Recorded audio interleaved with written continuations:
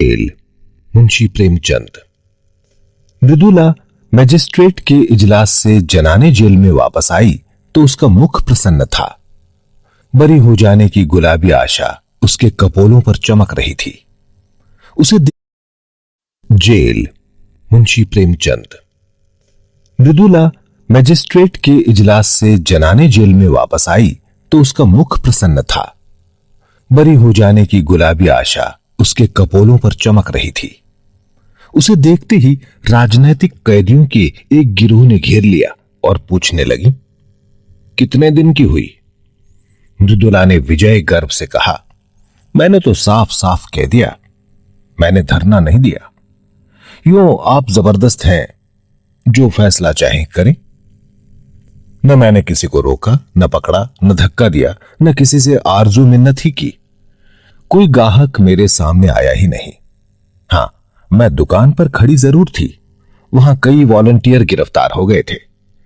जनता जमा हो गई थी, मैं भी खड़ी हो गई। बस थानेदार ने आकर मुझे पकड़ लिया। क्षमा देवी कुछ कानून जानती थी। बोली, मजिस्ट्रेट पुलिस के बयान पर फैसला करेगा। मैं ऐसे कितने ही मुकदमे देख चुकी। मृदुला ने प्रतिवाद किया, पुलिस वालों को मैंने ऐसा रगड़ा कि वो भी याद करेंगे। मैं मुकदमे की कार्यवाही में भाग न लेना चाहती थी, लेकिन जब मैंने उनके गवाहों से सरासर झूठ बोलते देखा तब मुझसे जब्त न हो सका। मैंने उनसे जिरह करनी शुरू की। मैंने भी इतने दिनों घास नहीं खोदी है। थोड़ा सा कानून जानती हूं। पुलिस ने समझा होगा ये कुछ बोलेगी तो है नहीं, हम जो बयान चाहेंगे देंगे।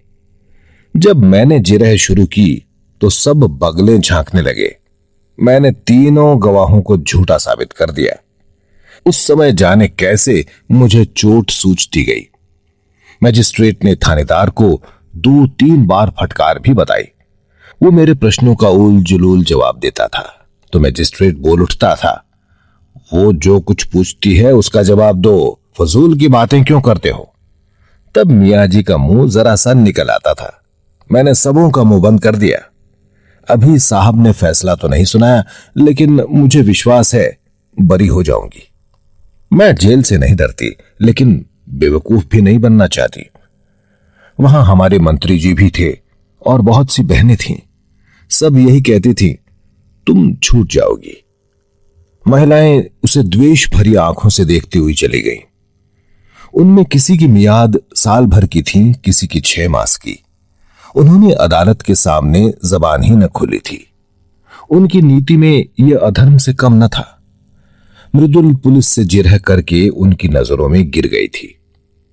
सजा हो जाने पर उसका व्यवहार क्षम्य हो सकता था, लेकिन बरी हो जाने में तो उसका कुछ प्रायश्चित ही न था।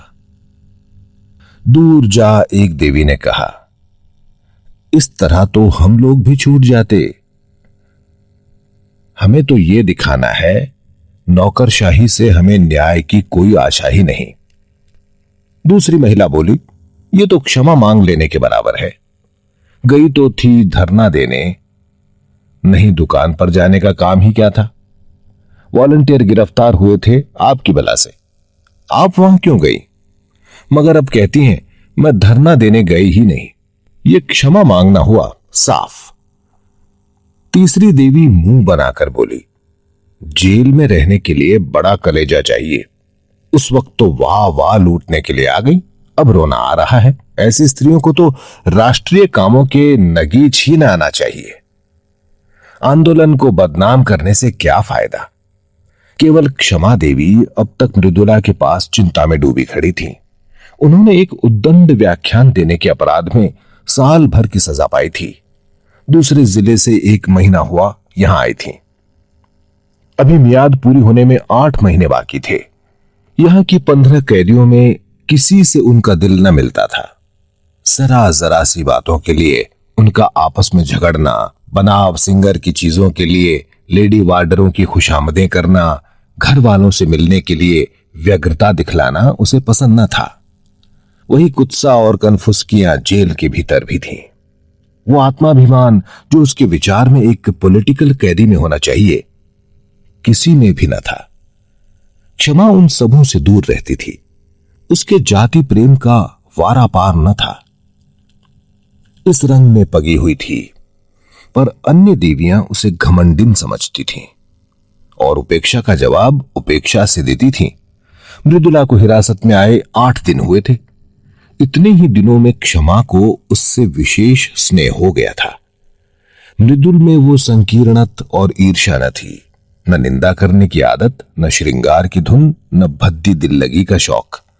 उसके हृदय में करुणी थी, सेवा का भाव था, देश का अनुराग था। क्षमा ने सोचा था इसके साथ 6 महीने आनंद से कट जाएंगे, लेकिन दुर्भाग्य यहां भी उसके पीछे पड़ा हुआ था। कल मृदुल यहां से चली जाएगी, फिर अकेली हो जाएगी। यहां ऐसा कौन है जिसके साथ घड़ी भर बैठकर अपना दुख दर्द सुनाएगी, देश चर्चा करेगी। यहां तो सभी के मिजाज आसमान पर हैं। मृदुला ने पूछा, तुम्हें तो अभी 8 महीने बाकी हैं बहन। क्षमा ने हसरत के साथ कहा, किसी न किसी तरह कट ही जाएंगे बहन, पर तुम्हारी याद बराबर सताती रहेगी। इसी 1 सप्ताह के अंदर तुमने मुझ पर न जाने से क्या जादू कर दिया। जब से तुम आई हो मुझे जेल जेल न मालूम होता था। कभी कभी मिलती रहना। मृदुला ने देखा क्षमा की आंखें डबडबाई हुई थीं। ढाढ़सा देती हुई बोली, जरूर मिलूंगी दीदी, मुझसे तो खुद न रहा जाएगा। भान को भी ले आऊंगी, कहूंगी चल तेरी मौसी आई है, तुझे बुला रही है, दौड़ा हुआ आएगा। अब तुमसे आज कहती हूं बहन, मुझे यहां किसी की याद थी तो भान की। बेचारा रोया करता होगा, मुझे देखकर रूठ जाएगा। तुम कहां चली गई, मुझे छोड़कर क्यों चली गई? जाओ, मैं तुमसे नहीं बोलता, तुम मेरे घर से निकल जाओ। बड़ा शैतान है बहन, क्षण भर निचला नहीं बैठता, सवेरे उठता ही गाता है, झन्ना उता लय हमाला। छोलाज का मंदिर देल में है। जब एक झंडी कंधे पर रखकर कहता है, ताली छलाब पानी हलाम है, तो देखते ही बनता है। बाप को तो कहता है तुम गुलाम हो। वो एक अंग्रेजी कंपनी में है, बार बार इस्तीफा देने का विचार करके रह जाते हैं, लेकिन गुजर बसर के लिए कोई उद्यम करना ही पड़ेगा। कैसे छोड़े? वो तो छोड़ बैठे होते। तुमसे सच कहती हूं, गुलामी से उन्हें घृणा है, लेकिन मैं ही समझती रहती हूं, बेचारे कैसे दफ्तर जाते होंगे, कैसे भान को संभालते होंगे। सास जी के पास तो रहता ही नहीं। वो बेचारी बूढ़ी उसके साथ कहां कहां दौड़े। चाहती है कि मेरी गोद में दबक कर बैठा रहे और भान को गोद से चिढ़ है। अम्मा मुझ पर बहुत बिगड़ती, बस यही डर लग रहा है। मुझे देखने एक बार भी नहीं आए। कल अदालत में बाबूजी मुझसे कहते थे, तुमसे बहुत खफा है। 3 दिन तक तो दाना पानी छोड़े रही। इस छोकरी ने कुल मर्जाद डुबा दी, खानदान में दाग लगा दिया, कल मुही न जाने क्या क्या बकती रही। मैं उनकी बातों को बुरा नहीं मानती, पुराने जमाने की है उन्हें। कोई चाहे कि आकर इन लोगों में मिल जाए तो उसका अन्याय है। चल कार मनाना पड़ेगा, बड़ी मिन्नतों से मानेंगी। कल ही कथा होगी, देख लेना। ब्राह्मण खाएंगे, बिरादरी जमा होगी, जेल प्रायश्चित तो करना ही पड़ेगा। तुम हमारे घर 2-4 दिन रहकर तब बहन मैं आकर तुम्हें ले जाऊंगी। क्षमा आनंद के इन प्रसंगों से वंचित है, विधवा है, अकेली है। जलियांवाला बाग में उसका सर्वस्व लुट चुका है। पति और पुत्र दोनों की ही आहुति जा चुकी है। अब कोई ऐसा नहीं जिसे वो अपना कह सके। अभी उसका हृदय इतना विशाल नहीं हुआ है कि प्राणी मात्र को अपना समझ सके। इन 10 वर्षों से उसका व्यथित हृदय जाति सेवा में धैर्य और शांति खोज रहा है। जिन कारणों ने उसके बसे हुए घर को उजाड़ दिया, उसकी गोद सूनी कर दी, उन कारणों का अंत करने, उनको मिटाने में वो जी जान से लगी हुई थी। बड़े से बड़े बलिदान तो वो पहले ही कर चुकी थी। अब अपने हृदय के सिवाय उसके पास होम करने को और क्या रह गया था? औरों के लिए जाति सेवा, सभ्यता का एक संस्कार हो या यशोपार्जन का एक साधन, क्षमा के लिए तो यह तपस्या थी और वो नारीत्व की सारी शक्ति और श्रद्धा के साथ उसी साधना में लगी हुई थी। लेकिन आकाश में उड़ने वाले पक्षी को भी तो अपने बसेरे की याद आती ही है। क्षमा के लिए वो आश्रय कहां था?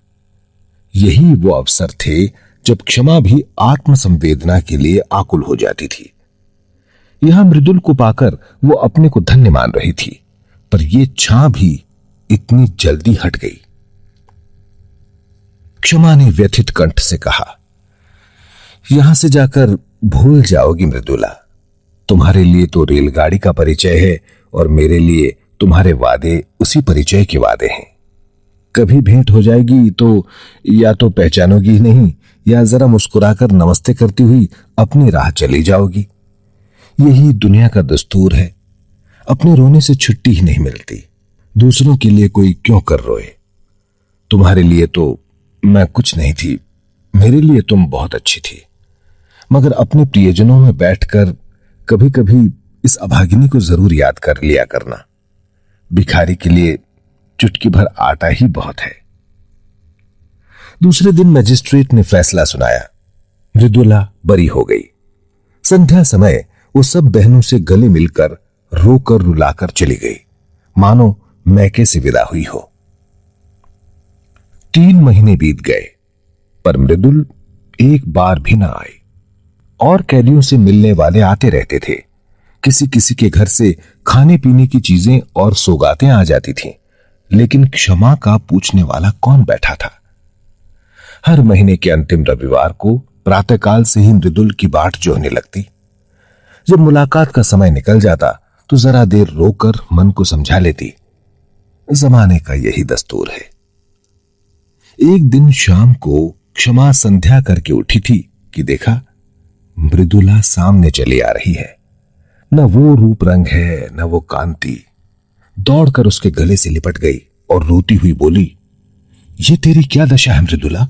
सूरत ही बदल गई। क्या बीमार है क्या? मृदुला की आंखों से आंसुओं की झाड़ी लगी थी। बोली, बीमार तो नहीं हूं बहन, विपत्ति से बिंधी हुई हूं। तुम मुझे खूब कोस रही होगी।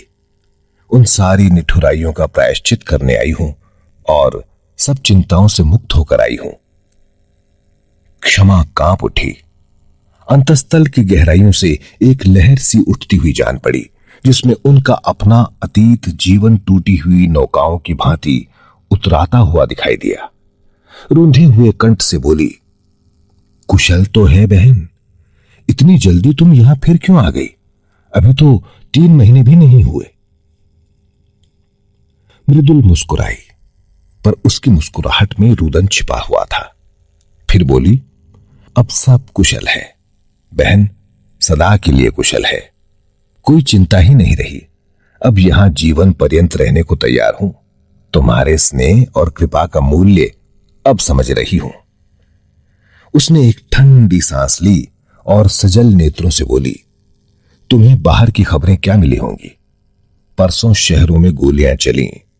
देहातों में आजकल संगीनों की नोक पर लगान वसूल किया जा रहा है। किसानों के पास रुपए हैं नहीं, दें तो कहां से दें? अनाज का भाव दिन दिन गिरता जाता है। 1.25 रुपए में मन भर गेहूं आता है। मेरी उम्र ही अभी क्या है? अम्मा जी भी कहती हैं कि अनाज इतना सस्ता कभी नहीं था। खेत की उपज से बीजों तक के दाम नहीं आते, मेहनत और सिंचाई इसके ऊपर। गरीब किसान लगान कहां से दें? उस पर सरकार का हुक्म है कि लगान कड़ाई के साथ वसूल किया जाए। किसान इस पर भी राजी हैं कि हमारी जमा जथा नीलाम कर लो, घर कुर्क कर लो, अपन जमीन ले लो, मगर यहां तो अधिकारियों को अपनी कारगुजारी दिखाने की फिक्र पड़ी हुई है। वो चाहे प्रजा को चक्की में पीसी क्यों न डालें, सरकार उन्हें मना न करेगी। मैंने सुना है कि वो उल्टे और शाह देती है। सरकार को तो अपने कर से मतलब है, प्रजा मरे या जिए उससे कोई प्रयोजन नहीं। अक्सर जमींदारों ने तो लगान वसूल करने से इनकार कर दिया है।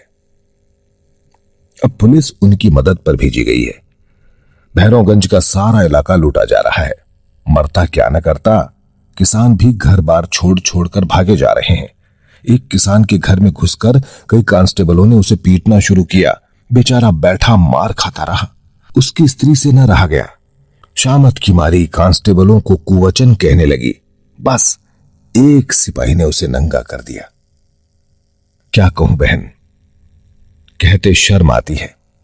हमारा ही भाई इतनी निर्दयता करे, इससे ज्यादा दुख और लज्जा की और क्या बात होगी। किसान से जब्त न हुआ, कभी पेट भर गरीबों को खाने को तो मिलता ही नहीं, इस पर इतना कठोर परिश्रम। न देह में बल है न दिल में हिम्मत, पर मनुष्य का हृदय ही तो ठहरा। बेचारा बेदम पड़ा हुआ था। स्त्री का चिल्लाना सुनकर उठ बैठा और उस दुष्ट सिपाही को धक्का देकर जमीन पर गिरा दिया। फिर दोनों में कुश्तम कुश्ती होने लगी। एक किसान किसी पुलिस के आदमी के साथ इतनी बेअदबी करे, इसे भला वो कहीं बर्दाश्त कर सकती है? सब कांस्टेबलों ने गरीब को इतना मारा कि वो मर गया। क्षमा ने कहा, गांव के और लोग तमाशा देख रहे होंगे। मृदुल तीव्र कंठ से बोली, बहन, प्रजा की तो हर तरह से मरण है। अगर 10-20 आदमी जमा हो जाते तो पुलिस कहती हमसे लड़ने आए हैं, डंडे चलाने शुरू करती, और अगर कोई आदमी क्रोध में आकर एक आध कंकड़ फेंक देता तो गोलियां चला देती। 10-20 आदमी भुन जाते, इसलिए लोग जमा नहीं होते। लेकिन जब वो किसान मर गया तो गांव वालों को तैश आ गया। लाठियां ले लेकर दौड़ पड़े और कांस्टेबलों को घेर लिया। संभव है 2-4 आदमियों ने लाठियां चलाई भी हों। कांस्टेबलों ने गोलियां चलानी शुरू की। 2-3 सिपाहियों को हल्की चोटें आईं। उसके बदले में 12 आदमियों की जानें ले ली गईं और कितनों के ही अंग भंग कर दिए गए।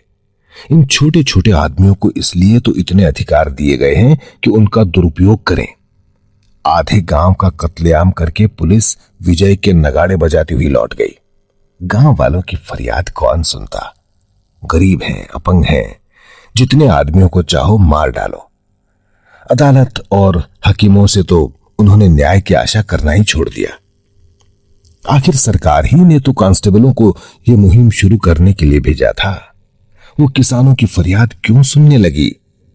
मगर आदमी का दिल फरियाद करने किए बगैर नहीं मानता।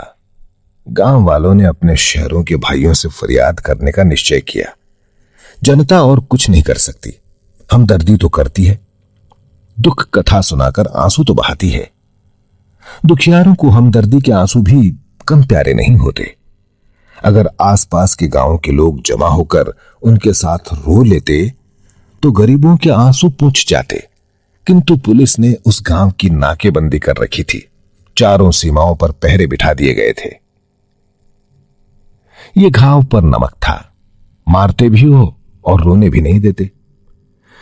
आखिर लोगों ने लाशें उठाई और शहर वालों को अपनी विपत्ति की कथा सुनाने चले। इस हंगामे की खबर पहले ही शहर में पहुंच गई थी। इन लाशों को देखकर जनता उत्तेजित हो गई और जब पुलिस के अध्यक्ष ने इन लाशों का जुलूस निकालने की अनुमति न दी तो लोग और भी चिल्लाए। बहुत बड़ा जमाव हो गया। मेरे बाबूजी भी इसी दल में थे और मैंने उन्हें रोका, मत जाओ, आज का रंग अच्छा नहीं है। तो कहने लगे, मैं किसी से लड़ने थोड़ी ही जाता हूं। जब सरकार की आज्ञा के विरुद्ध जनाजा चला तो 50,000 आदमी साथ थे। उधर 500 सशस्त्र पुलिस रास्ता रोके खड़ी थी। सवार, प्यादे, सार्जट, पूरी फौज थी। हम निहत्थों के सामने इन नामर्दों को तलवारें चमकाते और झुंकारते शर्म भी नहीं आती। जब बार बार पुलिस की धमकियों पर भी लोग न भागे तो गोलियां चलाने का हुक्म हो गया। घंटे भर बराबर फैर होते रहे, घंट भर तक। कितने मरे कितने घायल हुए कौन जानता है। मेरा मकान सड़क पर है। मैं छज्जे पर खड़ी दोनों हाथों से दिल थामे कांपती थी। पहली बाढ़ चलते ही भगदड़ पड़ गई। हजारों आदमी बदहवास भागे चले आ रहे थे। बहन, वो दृश्य अभी तक आंखों के सामने है। कितना भीषण, कितना रोमांचकारी और कितना लज्जास्पद। ऐसा जान पड़ता था कि लाखों के प्राण आंखों से निकल पड़ते हैं, मगर इन भागने वालों के पीछे वीर व्रतधारियों का दल था जो पर्वत की भांति अटल खड़ा छातियों पर गोलियां खा रहा था और पीछे हटने का नाम न लेता था। बंदूकों की आवाजें साफ सुनाई देती थीं और हरे धाए धाए के बाद हजारों गलों से जय की गहरी गगनभेदी ध्वनि निकलती थी। उस ध्वनि में कितनी उत्तेजना थी, कितना आकर्षण, कितना उन्माद। बस यही जी चाहता था कि जाकर गोलियों के सामने खड़ी हो जाऊं, हंसत हंसते मर जाऊं। उस समय ऐसा भान होता था कि मर जाना कोई खेल है। अम्मा जी कमरे में भान को लिए मुझे बार बार भीतर बुला रही थी। जब मैं न गई तो वो भान को लिए हुए छज्जे पर आ गईं। उसी वक्त 10-12 आदमी एक स्ट्रेचर पर हृदयेश की लाश लिए हुए द्वार पर आए। अम्मा की उन पर नजर पड़ी, समझ गई। मुझे तो सख्ता सा हो गया। अम्मा ने जाकर एक बार बेटे को देखा, उसे छाती से लगाया, चूमा, आशीर्वाद दिया और उन्मत्त दशा में चौरास्ते की तरफ चली, जहां से अब भी धाय और जय की ध्वनि बारी बारी से आ रही थी। मैं हतबुद्धि सी खड़ी कभी स्वामी की लाश को देखती थी, कभी अम्मा को। न कुछ बोली, न जगह से हिली, न रोई, न घबराई। मुझ में जैसे स्पंदन ही न था, चेतना जैसे लुप्त हो गई हो। क्षमा, तो क्या अम्मा भी गोलियों के स्थान पर पहुंच गई? मृदुला: हां, यही तो विचित्रता है बहन। बंदूक की आवाजें सुनकर कानों पर हाथ रख लेती थी, खून देखकर मूर्छित हो जाती थी। वही अम्मा वीर सत्याग्रहियों का सफों को चीरती हुई सामने खड़ी हो गई और एक ही क्षण में उनकी लाश भी जमीन पर गिर पड़ी। उनके गिरते ही योद्धाओं का धैर्य टूट गया, व्रत का बंधन टूट गया, सभी के सिरों पर खून सा सवार हो गया। निहत्थे थे, अशक्त थे, पर हर एक अपने अंदर अपार शक्ति का अनुभव कर रहा था। पुलिस पर धावा कर दिया। सिपाहियों ने इस बाढ़ को आते देखा तो होश जाते रहे, जाने लेकर भागे, मगर भागते हुए भी गोलियां चलाते जाते थे। भान छज्जे पर खड़ा था, न जाने किधर से एक गोली आकर उसकी छाती में लगी। मेरा लाल वहीं पर गिर पड़ा, सांस तक न ली, मगर मेरी आंखों में अब भी आंसू न थे। मैंने प्यारे भान को गोद में उठा लिया। उसकी छाती से खून से के फव्वारे निकल रहे थे। मैंने उसे जो दूध पिलाया था उसे वो खून से अदा कर रहा था। उसके खून से तर कपड़े पहने हुए मुझे वो नशा हो रहा था जो शायद उसके विवाह में गुलाल से तर रेशमी कपड़े पहनकर भी न होता। लड़कपन, जवानी और मौत, तीनों मंजिलें एक ही हिचकी में तमाम हो गईं। मैंने बेटे को बाप की गोद में लेटा दिया। इतने में कई स्वयं अम्मा जी को भी लाए। मालूम होता था लेटी हुई मुस्कुरा रही हैं। मुझे तो रोकती रहती थी और खुद इस तरह जाकर आग में कूद पड़ी, मानो वो स्वर्ग का मार्ग हो। बेटे ही के लिए जीती थी, बेटे को अकेला कैसे छोड़ती। जब नदी के किनारे तीनों लाशें एक ही चिता में रखी गईं, तब मेरा सकता टूटा, होश आया। एक बार जी में आया, चिता में जा बैठूं। सारा कुनबा एक साथ ईश्वर के दरबार में जा पहुंचे। लेकिन फिर सोचा, तूने अभी ऐसा कौन काम किया है जिसका इतना ऊंचा पुरस्कार मिले। बहन, चिता का लपटों में मुझे ऐसा मालूम हो रहा था कि अम्मा जी सचमुच भान को गोद में लिए बैठी मुस्कुरा रही हैं और स्वामी जी खड़े मुझसे कह रहे हैं, तुम जाओ और निश्चिंत होकर काम करो। मुझ पर कितना तेज था। रक्त और अग्नि ही में तो देवता बसे थे। मैंने सिर उठाकर देखा। नदी के किनारे न जाने कितनी चिताएं जल रही थीं। दूर से वो चितवली ऐसी मालूम होती थी मानो देवता ने भारत का भाग्य गढ़ने के लिए भट्टियां जलाई हों। जब चिताएं राख हो गईं तो हम लोग लौटे, लेकिन उस घर में जाने की हिम्मत न पड़ी। मेरे लिए अब वो घर घर न था। मेरा घर तो अब ये है जहां बैठी हूं, या फिर वही चिता। मैंने घर का द्वार भी न खोला। महिला आश्रम में चली गई। कल की गोलियों में कांग्रेस कमेटी का सफाया हो गया था। ये संस्था बागी बना डाली गई थी। उसके दफ्तर पर पुलिस ने छापा मारा और उस पर अपना ताला डाल दिया। महिला आश्रम पे भी हमला हुआ, उस पर अपना ताला डाल दिया। हमने एक वृक्ष की छां में अपना नया दफ्तर बनाया और स्वच्छंदता के साथ काम करते रहे। यहां दीवारें हमें कैद न कर सकती थीं। हम भी वायु के समान मुक्त थे। संध्या समय हमने एक जुलूस निकालने का फैसला किया। कल के रक्तपात की स्मृति, हर्ष और मुबारकबाद में जुलूस निकालना आवश्यक था। लोग कहते हैं जुलूस निकालने से क्या होता है?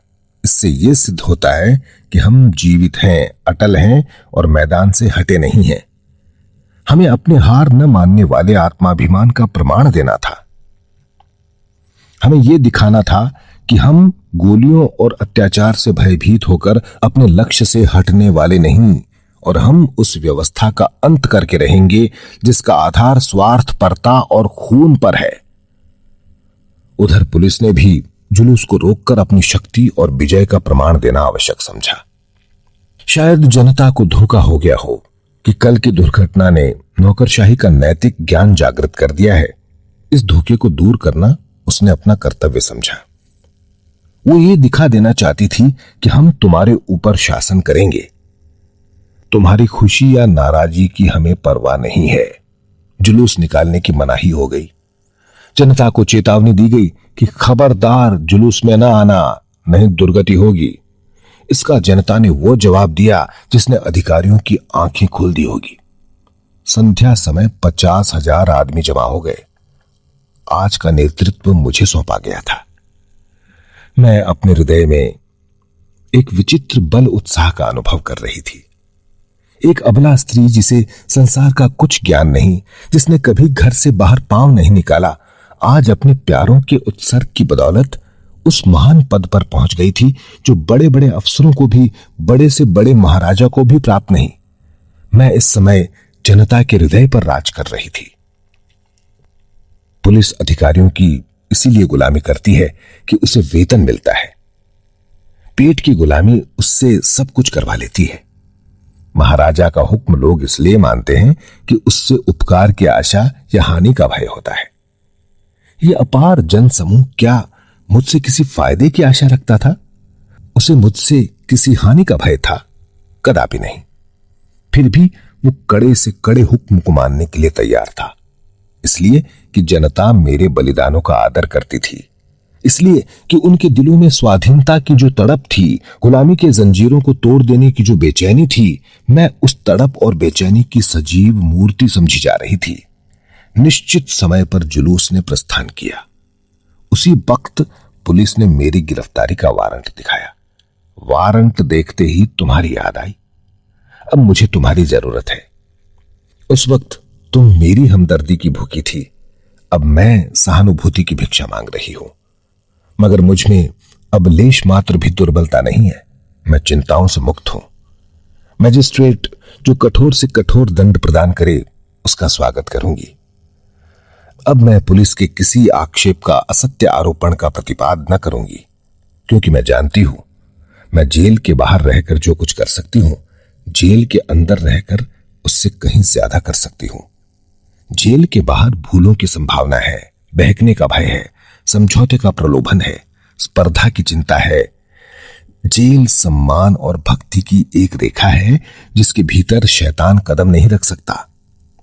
मैदान में जलता हुआ अलाव वायु में अपनी उष्णता को खो देता है, लेकिन इंजन में बंद होकर वही आग संचालक शक्ति का अखंड भंडार बन जाती है। अन्य देवियां भी आ पहुंची और मृदुला सबसे गले मिलने लगी। फिर भारत माता की जय की ध्वनि जेल की दीवारों को चीरती हुई आकाश में जा पहुंची। एक कहानी को रिकॉर्ड करने तथा एडिटिंग करने में काफी समय तथा मेहनत लगती है, इसलिए आप सभी श्रोताओं से अनुरोध है, कृपया वीडियो को लाइक करके चैनल को सब्सक्राइब करें तथा शेयर भी करें और ऐसे ही आनंद लेते रहिए हमारी कहानियों तथा किताबों का। धन्यवाद।